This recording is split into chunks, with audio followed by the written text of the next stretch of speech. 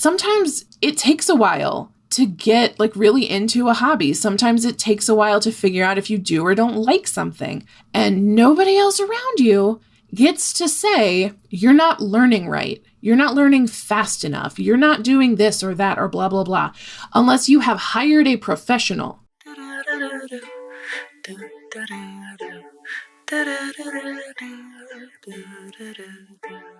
Hello, my beautiful friends. Welcome back. Today, I would like to talk about pacing yourself and wasting time. So I'm going to get right into it. And first of all, I'm going to tell you a story about when I was a kid. I was like, okay, so I was not quite a kid. I was in college because, you know, you ever have to do the thing where like you think and you're like, where was I living? What year of school was I in? And I was probably like a freshman in college. And at some point, as I was finishing high school, a friend's mom gave me an acoustic guitar. Like, it used to be hers. She wasn't using it. And she was like, hey, do you want this guitar? And I was like, yeah, I'll learn to play guitar. And I think I got the guitar for my 16th birthday because I had it at my 16th birthday party. And that party was so lame because I didn't know how to have parties because I was an autistic child. So parties just ended up being like people hanging out in a room and me being like, cool party, guys, right? And like, there's just chips. Like, I don't know how to throw parties, I guess. Alcohol helps now that I'm an adult. Okay, so I have a guitar and, you know, I'm like trying to learn how to play the guitar. I'm printing off like tabs and chord thingies, you know, like stuff that I can just find on the internet in the year of our Lord, 2006. 2004 even. God, okay. I was 16 a really long time ago. That one hurt. Hang on. I gotta come back. Okay. So I'm trying to learn the guitar. Like, I'm not taking guitar lessons. I don't have a guitar book. I didn't look on YouTube. I wasn't super into YouTube yet. YouTube came later for me. Was YouTube even invented in 2004? God, what a sentence. Okay. The moral of the story is that I did not learn how to play this guitar. And I had had the guitar for a few years. I named her Lorelei. I made a little sticker for her case. Not a sticker, like a label. I cut out some paper and taped it to the case. And she was beautiful. This was a beautiful guitar. I loved her. She was like deep red, and then it like faded out to like that, you know, sort of like orangey wood color that a lot of guitars are. And I've never seen a guitar quite like her since. I liked this guitar. I liked having it. I planned to learn how to play it someday. And that wasn't fast enough for my mother, who sold my guitar at a yard sale because, and I quote, you weren't using it. And that is traumatizing. Like, at the time, I just thought she was being like mean and unfair, but like, it's actually pretty abusive to take something that your child owns that someone else gave your child. Like, it wasn't even like she bought it for me. She didn't buy me a thing and then got disappointed that I didn't use it enough, quote unquote. Someone else gave me a thing, and then my mom decided that I didn't deserve to have it anymore. And so she sold it at a yard sale for like $10 or something. I didn't even get the money for this frickin' guitar. And she said that if I didn't let her sell it, she was going to nail it to the wall and use it as decor. And so I was like, fine, sell it. It'll go to some kid who wants to learn guitar, and at least it will still be an instrument. And that's like one of my core, you know, like an Inside Out where you've got like a core memory. Like, that's one of my core experiences where I felt like I wasn't allowed to have things just for me. Like, anybody else was allowed to have input on whether or not I could own something.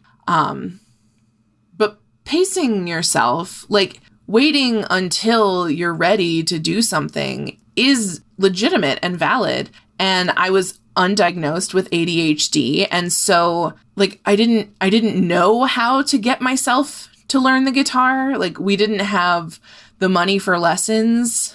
I assume maybe we did. I don't know. She didn't offer to get me lessons. She just sold my guitar.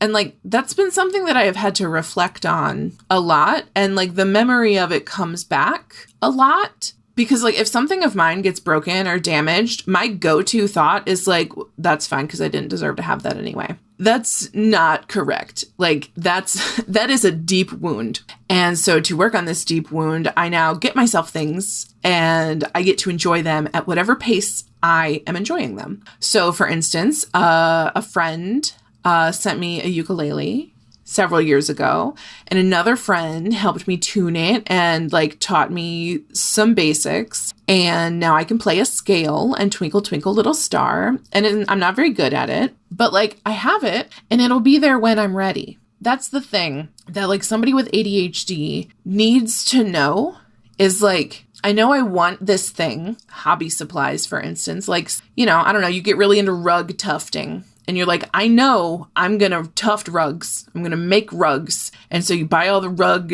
supplies and you make a few rugs and maybe you lose interest, or maybe this is like a thing that you absolutely adore, but you're allowed to decide. There's no shame in getting the stuff to learn something new, learning it and being like, I don't actually like this. I'm not going to continue with it. And we get shamed for that a lot. We get shamed for like changing our minds or being flaky or giving up when it gets hard. But when your brain operates on like, I have to find a way to get the dopamine in a way that my brain allows me to get it and process it. Like people with ADHD, autistic people, our brains are different. Our brains are freaking different. So yeah, my brain was like, I know I want that guitar. It's very pretty. I would like to learn how to make music in ways other than my mouth. You know, we couldn't afford for me to be in band when I was in 6th grade and everybody was getting their instruments. Maybe it was 5th grade. I don't know. I really wanted to play the flute, but we didn't have the money for me to join band or orchestra or anything. So I joined choir, and that is why I am a singer. But I decided maybe I want to learn something else besides just singing. And that led then to like this belief that I can't do two different things with my hands at the same time. I was like, well, I can't learn to play piano because you got to move your hands differently. And I can't learn to play guitar because, you know, my left hand would be holding like the frets and my right hand would be strumming and my hands just don't go like that. And so I made this narrative to prove my mother right, basically. I was like, you know, she was right to get rid of that guitar because there's no way I could have learned how to use it. And that's just a coping mechanism that my brain made up to keep me sane and safe. And to not freak out that my mom would just get rid of my stuff out from under me. She also gave away my pet turtle when I wasn't home. Why? Why would you do that? Okay, I'm back. So there's a big difference between getting the stuff for a hobby and finding out that you don't like it and then letting it go with no shame, and getting the stuff for a hobby and holding on to it because like you're just not quite there yet. I kind of pick up like crafty supplies sometimes. Like I'll see, I got this little like light up dragon from Michael's. It's like thin, like wood, like pressed wood in like the shape of a dragon. And then like on the inside of it, there's like little LED lights. And so it like lights up a little bit. It makes like a dragon silhouette. And I didn't know what I was going to do with this, but it was on clearance. It was like $2. And I was like, well, yeah, I'm going to get this little dragon thing. And it sat in my office for over a year until I got an idea for a project and I painted it and it was all pretty. And my boyfriend came in and was like, okay, so like I should not get on your case about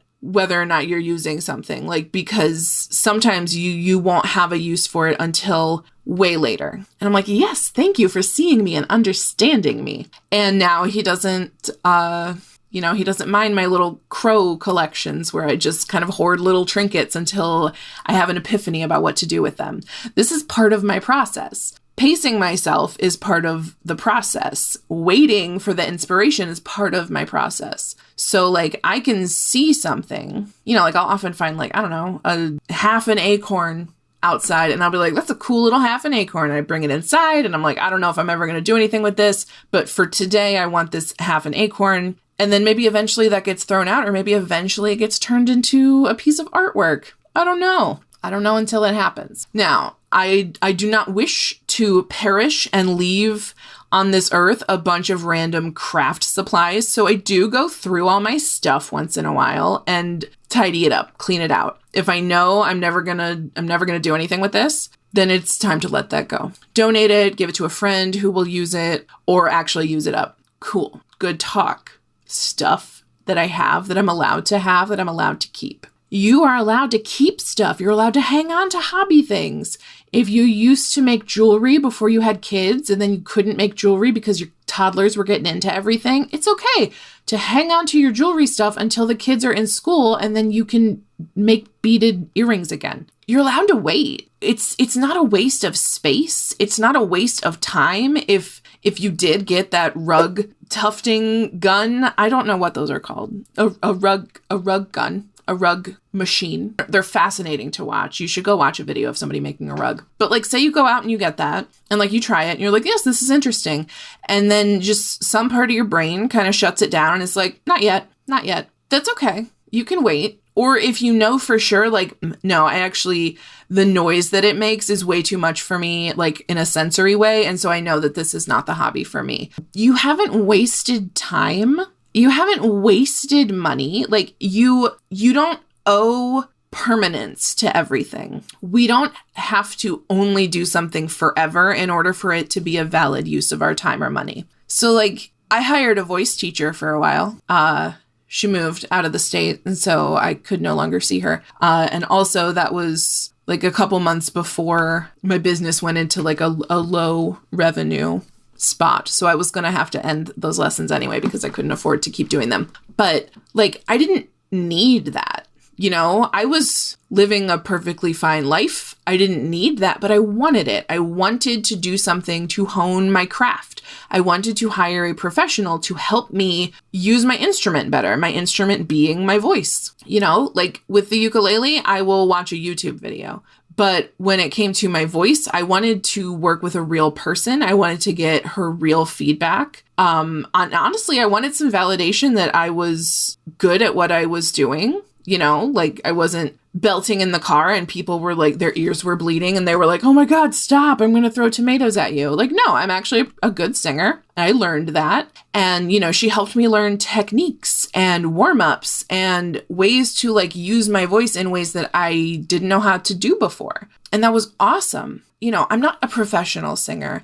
I'm not going on to American Idol or America's Got Talent or whatever the thing is. I didn't use those voice lessons for an end. And so some people would think that like that was a waste of time and money if I wasn't going to do something meaningful with it. But the meaningfulness was me living my life and enjoying singing and enjoying getting better at singing. Like you are allowed to do things just because you like them. You are allowed to do things just because they fulfill you. And we have so much pressure on like, well, what are you going to do with that? Are you going to sell your art? Are you going to make rugs and sell them all on Etsy? Like, what are you going to do? How are you going to justify this hobby that costs money? And it's like, bitch, it costs money because it costs money to be alive. And I chose this because I like it. The same way that I choose to go get a coffee. The same way that I choose to buy cute underwear. Like, we are not obligated to like wear flower sack dresses and be like the most simple, plain, minimalist people that we could possibly be so that like we never waste time or money. That's boring. That's sad. That's beige. I don't want to be sad and beige. I want to be colorful and bright and glittery. And so that means I'm going to spend my time and my money and my energy on things that make me feel sparkly. Okay? Like not just things that could be profitable, not just things that other people understand or like that make sense to people outside of my own home and my own community. Like some people don't get it. Some people would be like, why would you hold on to a guitar for 3 years or more if you're not going to learn the guitar? It's like, I don't know if I would have learned the guitar. The opportunity was removed from my possibilities. My guitar was taken. And so I don't know if I would have learned guitar. The experiment was taken out of my own control.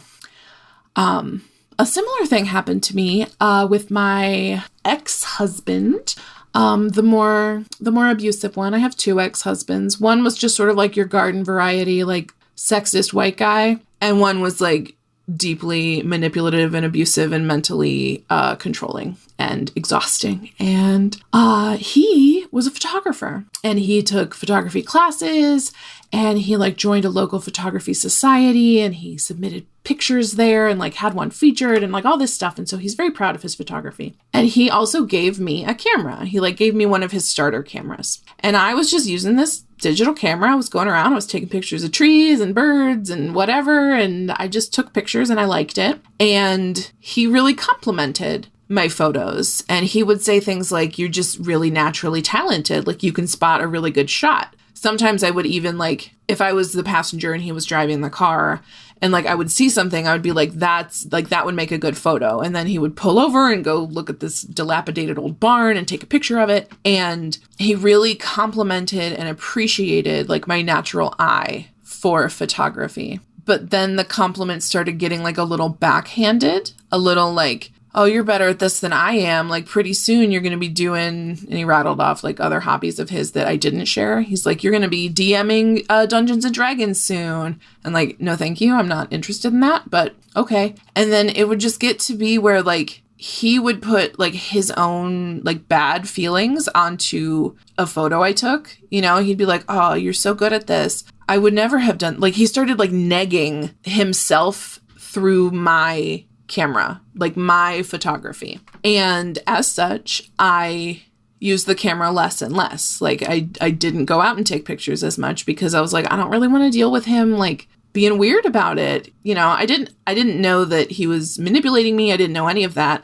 I just knew that like when I took pictures and they looked really nice without a lot of effort, because I was just an amateur. You know, I hadn't taken the classes. I didn't know what an f-stop was or like the aperture. I still don't know. I don't know. I know that exposure is like how long the shutter's open. I know that shutter speed is a thing, but like I didn't have the knowledge that he had. And so I think he was like upset when I could just take a very amateur photo and it came out like very nicely and was like comparable to one that he put a lot of energy and effort into. And so he started to resent that like I could just take a photo and like I was happy with that. Like that was good enough for me. I was just enjoying a fucking hobby. So I stopped taking pictures and then he sold that camera. He was like, hey, I met a guy who is interested in photography and you're not really using your camera much anymore. Like, would you mind if I sold it to him? And I was like, I guess so. And he's like, great, I'm meeting him at 4. So like he had already sold my camera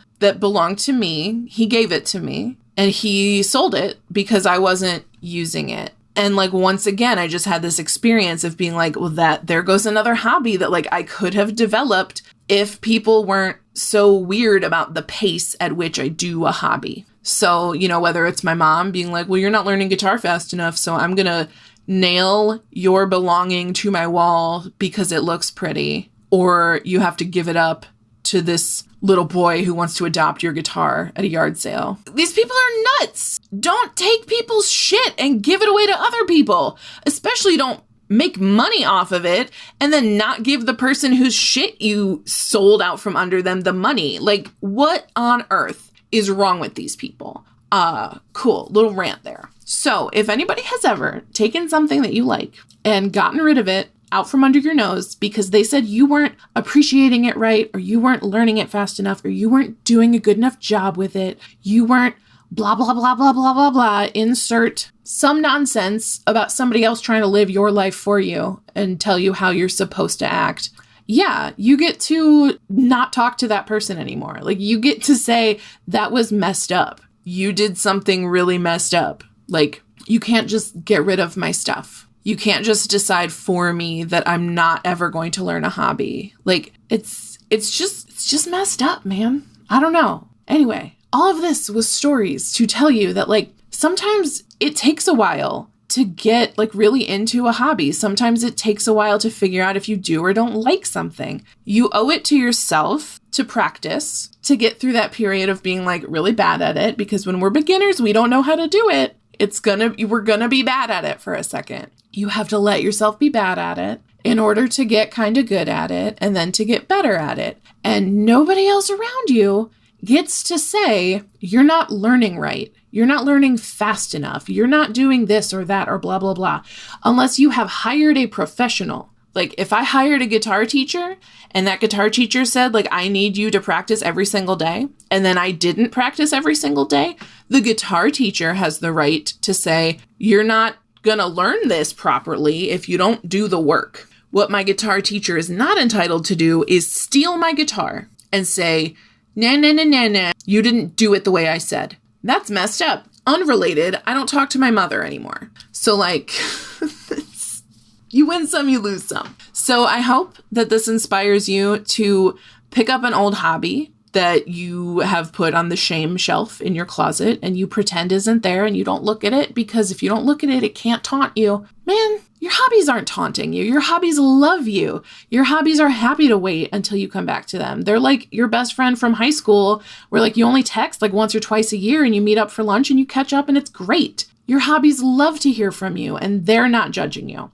So if something in your head is like judgy, judgy, judgy, judgy, you're a bad person because you didn't tuft enough rugs, that's probably just your mom or your third grade teacher. It's not the hobby. The hobby is very excited to see you, no matter how often that is. So go out there, practice, be bad at something, make a lumpy rectangle the first time you try to knit or crochet, and report back here. Tell me what you learned about yourself when you just let yourself be slow and bad at stuff. Okay, love you, bye! They'll change your approach and tell you a joke to lighten your load and help you along or sing you a song. Do-do-do-do-do, do-do-do-do, do-do-do-do, do-do-do-do.